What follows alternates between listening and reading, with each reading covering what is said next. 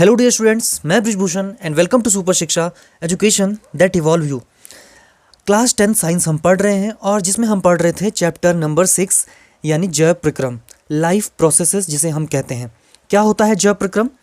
हमारे शरीर में जितनी भी जैव रासायनिक क्रियाएं होती हैं, चाहे वो पोषण हो, पाचन हो, श्वसन हो या फिर उत्सर्जन हो, इन सभी को मिला के हम क्या कहते हैं? जैव प्रक्रम यानी कि लाइफ प्रोसेसेस। और इस बेसिक चीज़ को अभी तक हमने चैप्टर में समझ लिया है, जिसमें हमने पहली प्रोसेस यानी कि पोषण, जिसे हम न्यूट्रिशन कहते हैं, को बहुत अच्छे से कवर कर लिया है। और इसमें हमने ह्यूमन डाइजेशन सिस्टम यानी मानव पाचन तंत्र को भी अच्छे से समझ लिया है डायग्राम की हेल्प से। और आज का हमारा टॉपिक है रेस्पिरेशन यानी कि श्वसन। क्या होता है श्वसन? आइए आज के वीडियो में इसे अच्छे से समझते हैं। श्वसन यानी कि रेस्पिरेशन, सामान्यतः हम क्या समझ लेते हैं श्वसन का मतलब? कि ऑक्सीजन का फेफड़ों तक आना और फेफड़ों से CO2 का बाहर निकलना। सिर्फ इतना ही श्वसन नहीं है, श्वसन इससे कई बड़ी प्रक्रिया है। इसको अभी हम एनिमेशन की हेल्प से बहुत अच्छे से समझ लेंगे। तो सबसे पहले देखिए, जब हम ऑक्सीजन को फेफड़ों में लेते हैं और कार्बन डाइऑक्साइड को फेफड़ों से बाहर छोड़ते हैं, इस प्रकार से एनिमेशन की हेल्प से हम बहुत अच्छे से इसे समझ पा रहे हैं। तो देखिए फिर से क्या हुआ, ऑक्सीजन अगर फेफड़ों में आई और उसके बाद CO2 यानी कार्बन डाइऑक्साइड फेफड़ों से बाहर गई, तो इस प्रोसेस को, जिसमें ऑक्सीजन अंदर आई और CO2 बाहर चली गई, इसको हम कहते हैं, इस प्रोसेस को ब्रीदिंग यानी कि श्वास लेना यानी कि सांस लेना या ब्रीदिंग हमें इसे कहते हैं। ये श्वसन का एक भाग है। ब्रीदिंग श्वसन का एक भाग है, ना कि श्वसन है। तो श्वसन क्या होता है? अब देखिए, ये जो ऑक्सीजन फेफड़ों में पहुंची, तो ऐसा तो नहीं है कि केवल ऑक्सीजन फेफड़ों तक पहुंची और फिर वापस आ गई। फेफड़ों तक पहुंची है तो पूरे शरीर तक जाएगी। पूरे शरीर मतलब एक एक कोशिका तक जाएगी और वहां अपना जब काम कर लेगी, जिस काम के लिए हमने ऑक्सीजन को लिया है, तभी हम उसे श्वसन कहेंगे। तो क्या काम है देखते हैं। तो ऑक्सीजन अंदर आई, फेफड़े में पहुँच गई और ये है एक मानव कोशिका। अब देखिए, इस ऑक्सीजन को एक एक कोशिका तक पहुँचना है। शरीर किससे मिलकर बना है? कोशिकाओं से मिलकर बना है। तो ये ऑक्सीजन जो फेफड़े में अंदर आई है, यहाँ से वापस नहीं जाएगी, एक एक कोशिका तक पहुँचेगी। कौन पहुँचाता है इसे कोशिकाओं तक? रक्त। रक्त किस में बहता है? बारीक बारीक नलियों में बहता है और प्रत्येक कोशिका तक इस ऑक्सीजन को पहुँचाता है। वहाँ ये क्या करती है ऑक्सीजन? आइए इसे समझते हैं। तो ये रक्त यानी ब्लड के माध्यम से ऑक्सीजन पहुँच गई कोशिका में, और कोशिका में एक और चीज़ पहुँचती है। क्या पहुँचती है उसे देख लेते हैं। ये है मनुष्य का पाचन तंत्र। ये मनुष्य का पाचन तंत्र है। ये कुछ खाया किसी ह्यूमन ने, ये बर्गर है और इसने खा लिया। बर्गर में क्या होता है? कार्बोहाइड्रेट। तो कार्बोहाइड्रेट का अब क्या होगा? पाचन। पाचन यानी कि कार्बोहाइड्रेट अपने सरल रूप में टूट जाएगा। क्या है उसका सरल रूप? ग्लूकोज। तो कार्बोहाइड्रेट से ये पाचन के द्वारा बन गया ग्लूकोज। अब ये ग्लूकोज भी ब्लड के द्वारा यानी रक्त के माध्यम से पहुँच जाएगा इस कोशिका में। प्रत्येक कोशिका में वितरित होता है ऑक्सीजन भी और ग्लूकोज भी। तो हर कोशिका में ऐसा ही हो गया है, वहाँ ऑक्सीजन भी आ गई है और ग्लूकोज भी आ गया है। अब जब ग्लूकोज के संपर्क में ऑक्सीजन आती है, तो ऑक्सीजन का काम होता है ग्लूकोज का ऑक्सीकरण करना, यानी कि उसको तोड़कर उससे ऊर्जा उत्पन्न करना, जिस ऊर्जा से शरीर के सारे काम होंगे। तो ऑक्सीजन का क्या काम है? फेफड़ों से यहाँ क्यों आई है ऑक्सीजन? ताकि वो जो भोजन यानी कि ग्लूकोज यहाँ कोशिका में है, उसका ऑक्सीकरण करे, यानी कि उसको तोड़कर ऊर्जा उत्पन्न करे। तो यहाँ पर जैसे ही ऑक्सीजन संपर्क में आती है ग्लूकोज के, तो उसका ऑक्सीकरण होता है और इस प्रकार से कोशिका में ऊर्जा उत्पन्न होती है। इस प्रकार से कोशिका में ऊर्जा उत्पन्न हो गई है। प्रत्येक कोशिका में इसी प्रकार से होगा।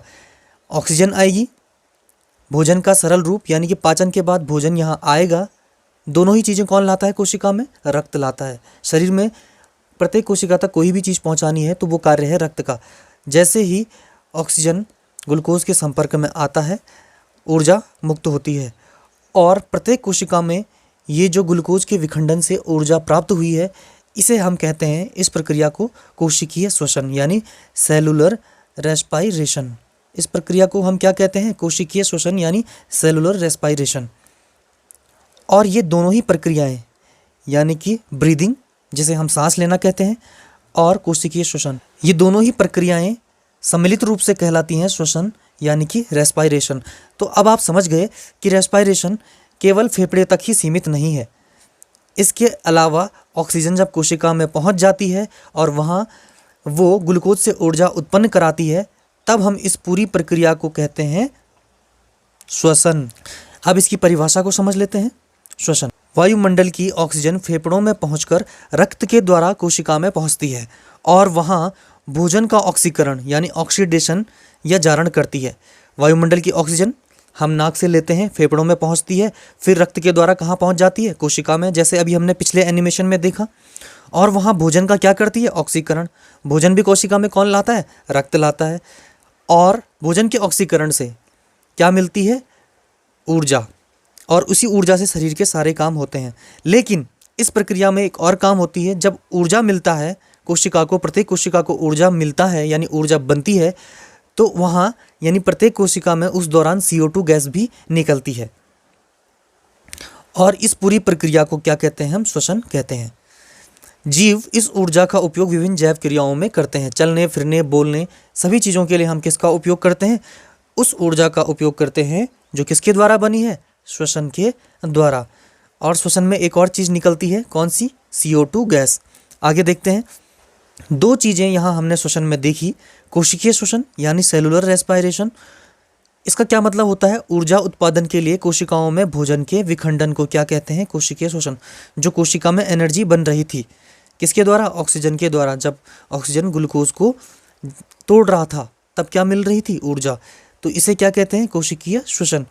और दूसरा भाग जो इसका था, श्वास लेना यानी ब्रीदिंग। ब्रीदिंग में हम क्या करते हैं? श्वसन की वह क्रिया फेफड़े में होती है। जो श्वसन की यह क्रिया फेफड़े में होती है जिसमें जीव ऑक्सीजन लेता है और कार्बन डाइऑक्साइड को छोड़ता है। इसे हम क्या कहते हैं? ब्रीदिंग यानी कि श्वास लेना। तो ये दो भाग हैं श्वसन के। अब जो ये ब्रीदिंग यानी कि सांस लेने की प्रक्रिया है, ये किस प्रकार से होती है, इसे थोड़ा डिटेल से समझ लेते हैं। तो ब्रीदिंग यानी कि श्वास लेना, ये प्रक्रिया दो भागों में होती है, दो चरणों में होती है।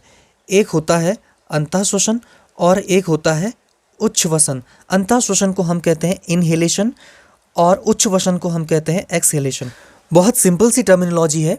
आपने बहुत बार इनहेलेशन और एक्सहेलेशन सुना होगा। अंतःश्वसन यानी सांस को अंदर लेना, फेफड़ों में वायु का भरना, और उच्छ्वसन मतलब फेफड़ों से वायु का बाहर निकलना। इसको डिटेल से देखिए। अंतःश्वसन यानी इनहेलेशन में क्या होता है? वक्षीय गुहा फैलती है। पहला पॉइंट हमने यहाँ पर देखा कि वक्षीय गुहा फैलती है। वक्षीय गुहा, वक्ष मतलब होता है छाती, चेस्ट, और गुहा मतलब कैविटी। तो छाती की जो कैविटी है, जो रिब्स यानी कि जो हमारी पसलियों के अंदर एक खोखली गुहा बनी है, कैविटी बनी है, जिसमें फेफड़े रहते हैं। तो जैसे ही हम सांस को अंदर लेते हैं, आप अभी लेके देख भी सकते हैं, वैसे ही हमारी छाती यानी वक्षीय गुहा फैलती है, फूल जाती है। जबकि उच्छ्वसन में क्या होता है? वक्षीय गुहा अपने मूल आकार में वापस आ जाती है, यानी छाती अपने मूल आकार में वापस फिर से आ जाती है जैसे ही हम CO2 को बाहर छोड़ते हैं। अंतःश्वसन में दूसरा पॉइंट देखिए। पसलियों में संलग्न पेशियां सिकुड़ती हैं। जो हमारी पसलियां हैं, रिब्स हैं, जो हमारी हड्डियां, उनसे जो पेशियां जुड़ी होती हैं, उनसे जो पेशियां चिपकी होती हैं, किससे? पसलियों से, वो सिकुड़ती हैं। और दूसरा पॉइंट देखिए, उच्छ्वसन में पसलियों की पेशियां शिथिल हो जाती हैं। जैसे ही हम वायु को बाहर छोड़ते हैं यानी CO2 को बाहर छोड़ते हैं, वैसे ही पसलियों यानी कि रिब्स से जो पेशियां चिपकी होंगी वो क्या हो जाएंगी? ढीली पड़ जाएंगी यानी कि शिथिल पड़ जाएंगी। अगला पॉइंट देखिए। अंतःश्वसन यानी इनहेलेशन में क्या होता है? वक्ष ऊपर और बाहर की ओर गति करता है, यानी कि जो छाती वाला हिस्सा होता है वो थोड़ा जैसे ही सांस अंदर लेते हैं ऊपर की ओर उठ जाता है, आप सांस लेके देख सकते हैं, और बाहर की ओर निकल आता है। जबकि उच्छ्वसन यानी कि एक्सहेलेशन में क्या होता है? वक्ष अपने स्थान पर वापस आ जाता है। जैसे ही सांस भरा तो छाती फूल गई, थोड़ा सा ऊपर आ गई। जैसे ही सांस छोड़ा, छाती यानी कि वक्ष अपने स्थान पर वापस आ गई, चेस्ट अपने स्थान पर वापस आ गई। लास्ट पॉइंट देखिए। जो गुहा में वायु का दाब होता है, इनहेलेशन में देखिए, गुहा यानी कि कैविटी, जो चेस्ट कैविटी है, उसमें वायु का दाब कम हो जाता है और फेफड़ों में वायु भरती है। और वायु क्या होती है? फेफड़ों में भरती है। कुल मिलाकर आप इतना समझ लीजिए कि इसमें फेफड़ों में वायु भरती है। जब हम सांस अंदर लेते हैं, सिंपल सी बात है, वायु फेफड़ों में भरती है। उच्छ्वसन यानी एक्सहेलेशन में क्या होता है?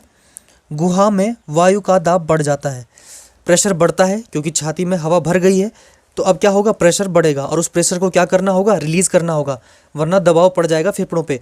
तो इसके लिए क्या होती है, कार्बन डाइऑक्साइड फेफड़ों से बाहर निकल आती है। समझ गए आप? तो ये दो प्रक्रियाएं होती हैं ब्रीदिंग यानी कि सांस लेने में। अब देखिए यहाँ पर हमने समझा था कि जब ऑक्सीजन कोशिका में पहुँचती है तो वहाँ मौजूद ग्लूकोज का क्या करती है, विखंडन यानी ऑक्सीकरण करती है, और जिससे क्या होता है, ऊर्जा उत्पन्न होती है। ये हमने समझा था। लेकिन अब यहाँ पर एक और बात समझने वाली है कि ये जो ऑक्सीजन है वो किस प्रकार से इस ग्लूकोज का ऑक्सीकरण करती है। इस पूरी प्रक्रिया को अब हम समझते हैं कि किस प्रकार से ग्लूकोज टूटता है और ऊर्जा मिलती है। तो आइए इस चीज़ को समझते हैं। तो अब हमारे पास जो टॉपिक आ जाता है, भिन्न पथों द्वारा ग्लूकोज का विखंडन, break down of glucose by various pathway. कैसे कोशिका में ग्लूकोज का विखंडन होता है ऑक्सीजन के द्वारा या ऑक्सीजन के बिना, इस चीज़ को अभी हम समझ लेते हैं। तो ग्लूकोज जो होता है वो 6 कार्बन अणु होता है। क्या होता है, 6 कार्बन अणु। उसका फॉर्मूला है C6H12O6। ग्लूकोज का फॉर्मूला होता है C6H12O6। तो इसमें कितने कार्बन हैं, ये जो कार्बन है ये हैं 6। तो इसलिए हमने कहा ग्लूकोज को 6 कार्बन अणु। इस चीज़ को आप समझ गए। अब देखिए क्या होता है कोशिका द्रव्य में। सबसे पहले देखिए कोशिका द्रव्य में, ये है कोशिका, और ये यहाँ जो इसमें तरल होता है वो होता है उसका कोशिका द्रव्य। तो यहाँ ग्लूकोज पहुँच चुका है। कैसे पहुँचता है आपको पता है, भोजन का पाचन होता है और उसके बाद रक्त के द्वारा ग्लूकोज यहाँ पहुँच जाता है। अब क्या होता है देखिए, ध्यान से देखिए। तो कोशिका द्रव्य में ग्लूकोज टूटा और बना पाइरूवेट। ये जो पाइरूवेट होता है ये 3 कार्बन वाला अणु होता है। जिस प्रकार से ग्लूकोज 6 कार्बन वाला अणु है, उसी प्रकार पाइरूवेट 3 कार्बन वाला अणु है। तो क्या हुआ देखिए, फिर से समझिए। ग्लूकोज पहुंचा कोशिका में और कोशिका द्रव्य में, कोशिका द्रव्य में ग्लूकोज टूटा और बन गया पाइरूवेट, और साथ में ऊर्जा मुक्त हुई। तो सभी कोशिकाओं में ये क्रिया एक जैसी होती है। इतना जो प्रोसेस होता है वो सभी प्रकार की कोशिकाओं में समान होता है। सबसे पहले हम देखते हैं कि यीस्ट में क्या होता है। तो यीस्ट में क्या हुआ, पहले ग्लूकोज आया और बन गया कोशिका द्रव्य में पाइरूवेट। अब इसके बाद क्या होता है यीस्ट में, देखिए ये रहा यीस्ट, और यीस्ट में जो प्रक्रिया होती है इससे आगे वो होती है ऑक्सीजन की अनुपस्थिति में। ये एक प्रकार का कवक है यीस्ट, और इसमें ऑक्सीजन की अनुपस्थिति में ही श्वसन होता है। तो देखिए क्या होता है, यीस्ट में बन जाता है एथेनॉल, जो कि एक 2 कार्बन वाला अणु है। जैसे ग्लूकोज 6 कार्बन वाला था, पाइरूवेट 3 कार्बन वाला था, तो इथेनॉल कितने कार्बन वाला है, 2 कार्बन वाला। साथ में क्या बनता है, कार्बन डाइऑक्साइड यानी कि CO2, और लास्ट में ऊर्जा मुक्त होती है। तो इस प्रकार ये थी ईस्ट में। आगे देखिए हमारी पेशी कोशिका में क्या होता है। जो हमारी मसल्स होते हैं, जब हम कोई काम करते हैं तो आपने देखा होगा मसल्स दर्द करने लग जाते हैं। तो हमारी कोशिकाओं में क्या होता है, सबसे पहले वही ग्लूकोज आता है कोशिका द्रव्य में और टूट जाता है पाइरूवेट में। उसके बाद क्या होता है हमारी पेशी कोशिका में, देखिए ये है हमारी पेशी कोशिकाएं, और इनमें जो आगे की प्रक्रिया होती है इनमें भी ऑक्सीजन के अभाव में होती है, यानी कि पेशी कोशिका में भी ऑक्सीजन नहीं पहुंच पाता। अब वैसे तो हमारे शरीर की सारी कोशिकाओं में ऑक्सीजन पहुंचता है, अभी हमने देखा था, लेकिन पेशी कोशिका में इसलिए नहीं पहुंच पाता क्योंकि जब हम बहुत तेज़ काम करते हैं कोई, या बहुत हैवी एक्सरसाइज कर लेते हैं, तो बहुत जल्दी जल्दी ऑक्सीजन चाहिए होती है, बहुत ज़्यादा मात्रा में ऑक्सीजन चाहिए होती है, जो कि रक्त इतने जल्दी नहीं पहुँचा पाता। इसलिए ऑक्सीजन का क्या हो जाता है, अभाव हो जाता है। और क्या होता है आगे बनता है लैक्टिक अम्ल, जो कि 3 कार्बन वाला एक अणु है, और साथ में ऊर्जा मिलती है। तो हमारी पेशी कोशिका में क्या हुआ, केवल पेशी कोशिका की बात हो रही है यहाँ, बाकी सभी कोशिकाओं में क्या होता है, ऑक्सीजन का अभाव नहीं पाया जाता। बाकी सभी कोशिकाओं में ऑक्सीजन मिल जाती है। पेशी कोशिकाओं में भी सामान्यतः ऑक्सीजन मिल जाती है, लेकिन जब अगर हम ज़्यादा एक्सरसाइज कर लेते हैं तब क्या हो जाता है, ऑक्सीजन का अभाव हो जाता है, क्योंकि बहुत ज़्यादा ऊर्जा चाहिए होती है और इतनी ऑक्सीजन मिल नहीं पाती। तो इसलिए क्या बन जाता है पेशी कोशिकाओं में, ऑक्सीजन के अभाव में लैक्टिक अम्ल और ऊर्जा। आगे देखिए, अगर सब कुछ ठीक होता है और इसके आगे अगर माइटोकॉन्ड्रिया में क्रिया होती है तब क्या होता है। तो पहले कोशिका में क्या हुआ, कोशिका द्रव्य में ग्लूकोज से बन गया पाइरूवेट। अब अगर इससे आगे की प्रक्रिया होती है माइटोकॉन्ड्रिया में, तब क्या होगा। अगर माइटोकॉन्ड्रिया में ये प्रक्रिया होती है, ये रहा माइटोकॉन्ड्रिया, तो बनता है कार्बन डाइऑक्साइड, जल और ऊर्जा। तो ये 3 अलग अलग प्रकार की कोशिकाओं में पाइरूवेट अणु बनने के बाद अलग अलग प्रकार के प्रोडक्ट बनते हैं, हमने देख लिया। सभी कोशिकाओं में पहला चरण सेम होता है।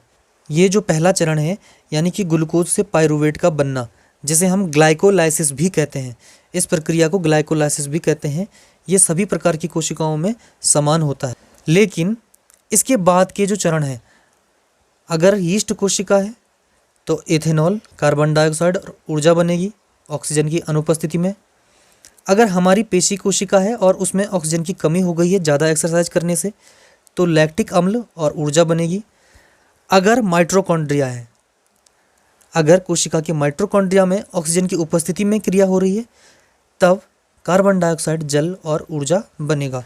तो इस प्रकार से ग्लूकोज का मॉलिक्यूल पहले कोशिका द्रव्य में पाइरूवेट बनाता है और उसके बाद अलग अलग कोशिकाओं में अलग अलग पदार्थ या प्रोडक्ट बनाता है। तो ये था विभिन्न पथों द्वारा ग्लूकोज का विखंडन। अब अगला टॉपिक है हमारे पास वायवीय श्वसन और अवायवीय श्वसन, एरोबिक और एनारोबिक रेस्पिरेशन। क्या होता है? देखिए, ये जो श्वसन की प्रक्रिया है जिसको अभी हमने पढ़ा, ये 2 प्रकार से होती है, एक वायवीय श्वसन और एक अवायवीय श्वसन। इसको बहुत अच्छे से समझते हैं कि ये होता क्या है। सबसे पहले देखते हैं वायवीय यानी एरोबिक श्वसन क्या होता है। इससे पहले जो हमने पढ़ा था 2 प्रकार, वो ब्रीदिंग के पढ़े थे, वो श्वसन के नहीं थे। वो श्वसन का एक भाग जो ब्रीदिंग होता है उसके 2 प्रकार थे, इनहेलेशन और एक्सहेलेशन। लेकिन ये पूरी श्वसन प्रक्रिया के 2 प्रकार हैं यहाँ पर। तो सबसे पहले देखते हैं वायवीय श्वसन या एरोबिक श्वसन।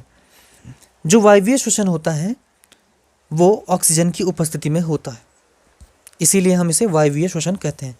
जो अवायवीय श्वसन होता है वो ऑक्सीजन की अनुपस्थिति में होता है। जैसे अभी हमने किस में देखा था अवायवीय श्वसन? यीस्ट कोशिका में और हमारी पेशी कोशिका में क्या हो रहा था? अवायवीय श्वसन हो रहा था। और वायवीय श्वसन हमने देखा था किस में? माइटोकॉन्ड्रिया में, जो ऑक्सीजन की उपस्थिति में हो रहा था।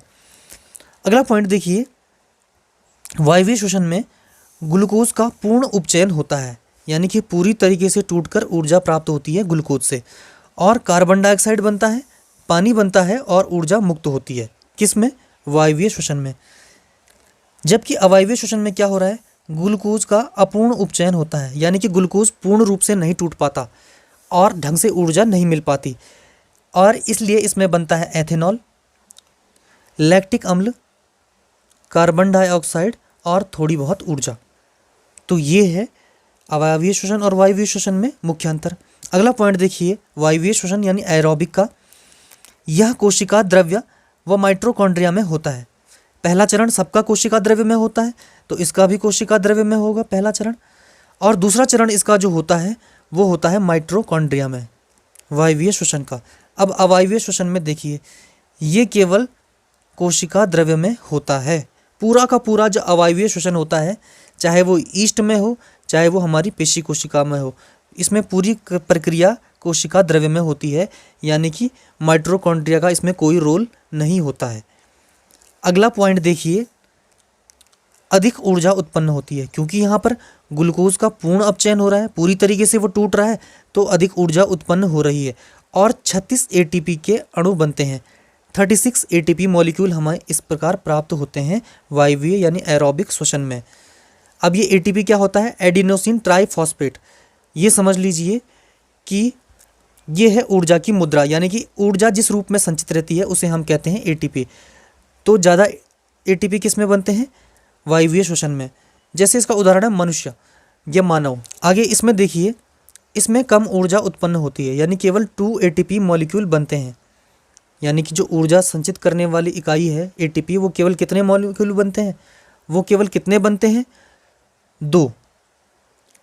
और इसका उदाहरण है यीस्ट, या फिर हम कह सकते हैं हमारी पेशी की कोशिकाएं। इनमें कैसा श्वसन होता है? अवायवीय श्वसन। अब देखिए, यहाँ पर 2 पॉइंट नोट करने वाले हैं। स्थलीय जीव जो होते हैं श्वसन के लिए वायुमंडलीय ऑक्सीजन का उपयोग करते हैं। वायुमंडल में जो ऑक्सीजन होती है पूरे वायुमंडल में 21% यानी 21% क्या होती है, ऑक्सीजन। तो इसी का उपयोग कौन करते हैं, स्थलीय जीव। अब दूसरा पॉइंट है, जो जलीय जीव होते हैं, जो जल में रहते हैं, वो क्या करते हैं, वे जल में विलेय ऑक्सीजन का उपयोग करते हैं। जो पानी में घुली हुई ऑक्सीजन होती है उसका उपयोग करते हैं जलीय जीव। सबसे इम्पोर्टेंट टॉपिक हमारे पास जो आता है वो है मानव श्वसन तंत्र यानी ह्यूमन रेस्पिरेटरी सिस्टम। ये जो डायग्राम आपको दिखाई दे रहा है ये पूरा का पूरा है मानव श्वसन तंत्र यानी ह्यूमन रेस्पिरेटरी सिस्टम। इसी सिस्टम के द्वारा वायु यानी जो ऑक्सीजन होती है फेफड़ों तक पहुंचती है और फेफड़ों से रक्त के द्वारा प्रत्येक कोशिका में चली जाती है। तो ये पूरे रास्ते को हम ट्रैक करेंगे, एक एक चीज़ देखेंगे कि कहाँ कहाँ से होते हुए ऑक्सीजन फेफड़ों में पहुंचती है और फिर फेफड़ों से कोशिका में चली जाती है रक्त से होते हुए या ब्लड से होते हुए। तो ध्यान से देखिए, इसमें सबसे पहला जो अंग है वो है नोस्ट्रिल यानी नासाद्वार। नाक के जो 2 छिद्र होते हैं हमारे उनको कहते हैं नोस्ट्रिल्स या नासाद्वार। हिंदी में भी सारे नाम अभी बताएंगे जब नोट्स लिखेंगे आगे, अभी आप इसे समझ लीजिए। जब नोस्ट्रिल से वायु अंदर आ जाती है उसके बाद वो पहुंचती है फेरेंक्स। फेरेंक्स का मतलब होता है ग्रसनी। अब देखिए ये जो ग्रसनी है, यहाँ वाला जो भाग है ये होता है ग्रसनी। सबसे इम्पॉर्टेंट भाग है पाचन तंत्र के लिए भी और श्वसन तंत्र के लिए भी। ये ग्रसनी जो होती है ये क्या करती है, देखिए जब ग्रसनी में भोजन आता है, पहले इस चीज़ को समझ लीजिए कि अगर इसमें भोजन आता है तो ये इसे पहुंचा देती है भोजन ग्रसिका यानी ओसोफेगस में, जो पीठ की तरफ नली होती है। आगे छाती की तरफ 2 नलियाँ होती है हमारे गले में, आगे छाती की तरफ वाली होती है श्वास नली और पीछे पीठ की तरफ वाली जो नली होती है हमारे गले में वो होती है भोजन नली यानी कि ओसोफेगस या ग्रास नली भी जिसे हम कहते हैं।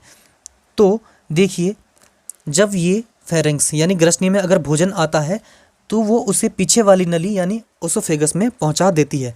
लेकिन जब फेरेंक्स यानी कि ग्रसनी में नासाद्वार के द्वारा वायु पहुंचती है तो उसे वो पहुंचा देती है लैरिंक्स।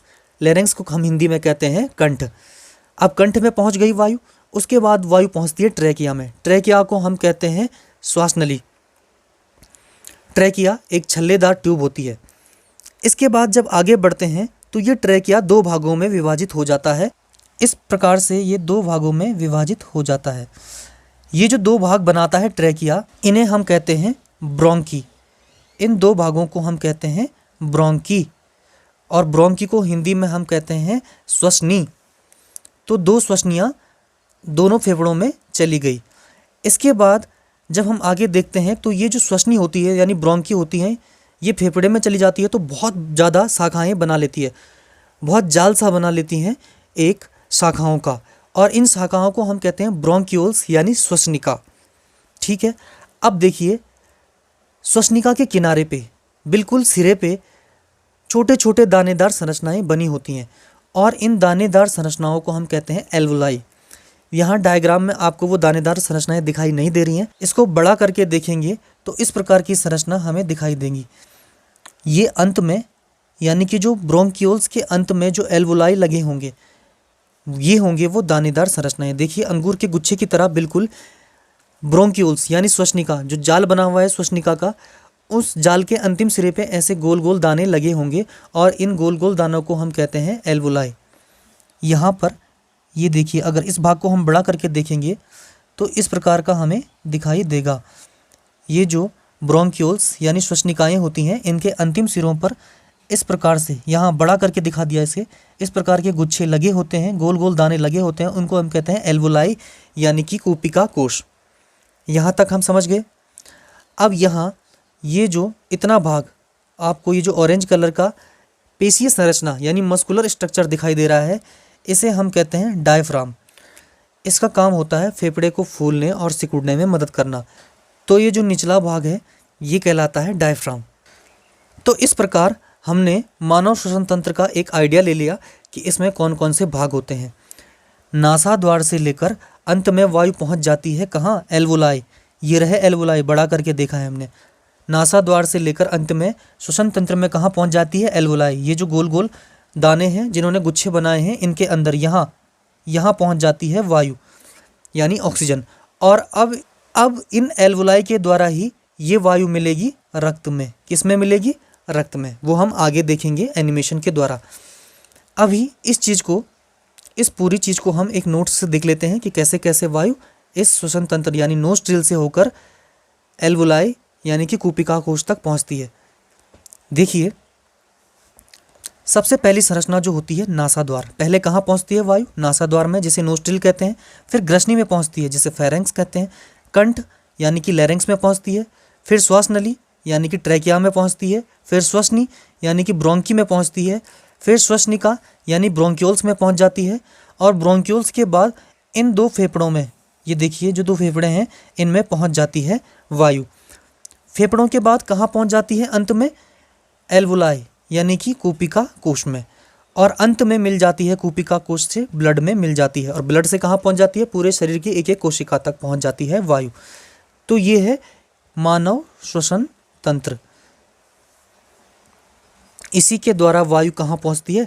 नासाद्वार से कूपिका कोश, फिर ब्लड और फिर कोशिका में।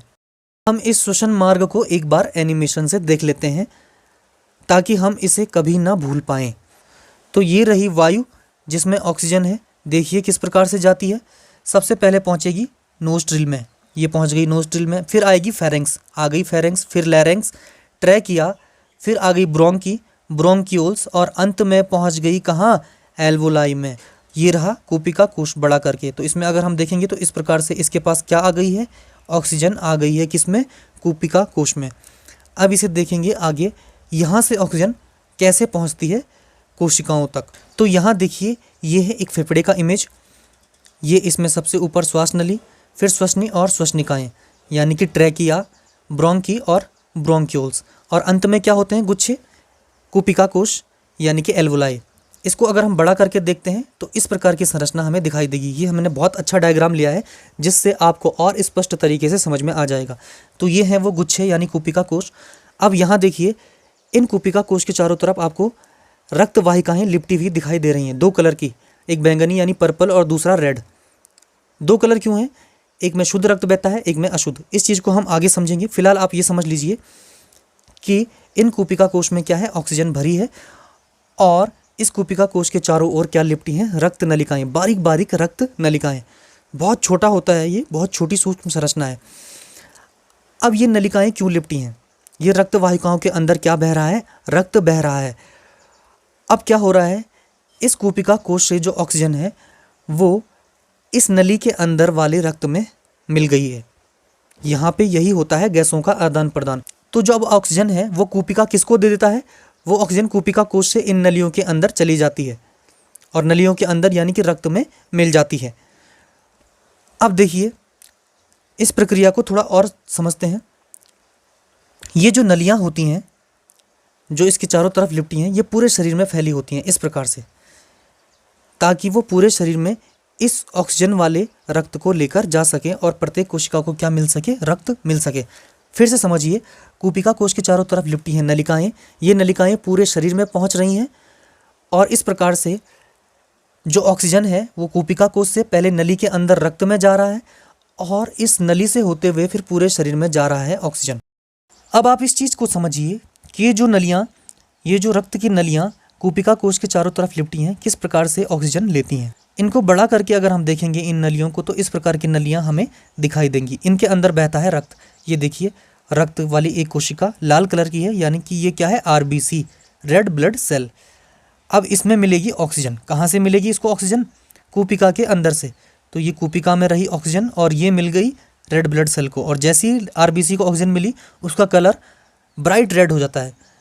ये देखिए, फिर से देख लीजिए, जैसे ही ऑक्सीजन मिली उसका कलर बिल्कुल सुर्ख लाल हो गया आरबीसी का। और उसके बाद ये जो ऑक्सीजन वाला ब्लड है जिसमें ऑक्सीजन मिला है, अब वो चला जाता है दूसरी नली में, यानी कि रेड वाली नली में। तो इस प्रकार से पर्पल वाली नली में अशुद्ध रक्त आता है, यहाँ शुद्ध होता है कूपिका कोश से ऑक्सीजन लेकर और फिर से पूरे शरीर के लिए चला जाता है। अब देखिए इस रास्ते को फिर से समझिए। तो सबसे पहले वायु यानी ऑक्सीजन कहाँ पहुँच जाती है? कूपिका यानी एल्वोलाई में, इस प्रकार से। फिर उसके बाद ये ऑक्सीजन रक्त में घुल जाती है और वो रक्त में घुली ऑक्सीजन पहुंच जाती है रक्त वाहिका यानी ब्लड वेसल्स में। ब्लड वेसल्स में क्या होता है? जो रक्त के आरबीसी होते हैं उनके हीमोग्लोबिन के साथ मिलकर ऑक्सीजन बना देती है ऑक्सी हीमोग्लोबिन। इस प्रकार से देखिए ये आरबीसी है, इससे जुड़ी O2 यानी कि ये ऑक्सीजन और बन गया ऑक्सी हीमोग्लोबिन। तो ये ऑक्सी हीमोग्लोबिन वाला रक्त धमनी द्वारा पहुंच जाता है ऊतकों में यानी कि कोशिकाओं में। तो देखिए ये है कोशिका और रक्त ऑक्सीजन को लेकर पहुंच गया है कोशिका तक। जैसे ही यहाँ ऑक्सीजन को लेकर पहुंचता है रक्त, यहाँ ऊर्जा उत्पन्न होती है और साथ में एक और चीज़ उत्पन्न होती है CO2। तो ये देखिए इस प्रकार से यहाँ हो गया ये CO2 का उत्पादन। अब देखिए इससे आगे क्या होता है, कोशिका में बन चुकी है CO2। अब इस CO2 को निकालना है बाहर। कैसे बाहर निकलेगी, देखिए ये रही रक्तवाहिका। रक्तवाहिका में क्या है, रक्त। अब इस रक्तवाहिका में पहुंच जाती है CO2 और उसमें घुल जाती है। उसमें घुलने के बाद देखिए ये CO2 पहुंच जाती है कूपिका में। यहाँ ये रही कूपिका, तो यहाँ पहुंच गई CO2। अब CO2 जब कूपिका में पहुंच गई तो कूपिका में घुलकर उसके बाद वापस इस प्रकार से नासाद्वार के द्वारा बाहर निकल जाती है। तो इस प्रकार हमने पूरे श्वसन तंत्र को अच्छे से समझ लिया। हमने समझा कि किस प्रकार से नासाद्वार से लेकर कूपिका तक ऑक्सीजन पहुंचती है, कूपिका से रक्तवाहिकाओं द्वारा कोशिका तक पहुंचती है और कोशिका में जो CO2 बनती है उसके बाद वो किस प्रकार से फिर से कूपिका में पहुंचती है और नासाद्वार के द्वारा वापस बाहर आ जाती है। तो इस प्रकार हमने श्वसन तंत्र को अच्छे से कवर कर लिया है। बहुत ही डिटेल में हमने इसे कवर किया, एनिमेशन के द्वारा बहुत अच्छे से समझा। बहुत मेहनत से ये वीडियो तैयार किया गया था ताकि आप लोग एक एक प्रोसेस को बहुत अच्छे से समझ सकें कि किस प्रकार ऑक्सीजन अंदर आती है शरीर में, कोशिका तक पहुंचती है और कोशिका में जो CO2 बनती है वो फिर शरीर से किस प्रकार से बाहर निकलती है। तो आप इस वीडियो को ज़्यादा से ज़्यादा शेयर करें ताकि सभी बच्चों को ये चीज़ें बहुत आसानी से समझ में आ सकें। तो आज की वीडियो लेक्चर में इतना ही। आने वाले नए वीडियो के साथ हम चैप्टर के अगले टॉपिक को कवर करेंगे। तब तक के लिए आप पढ़ते रहें और लेते रहें सुपर शिक्षा। Thank you.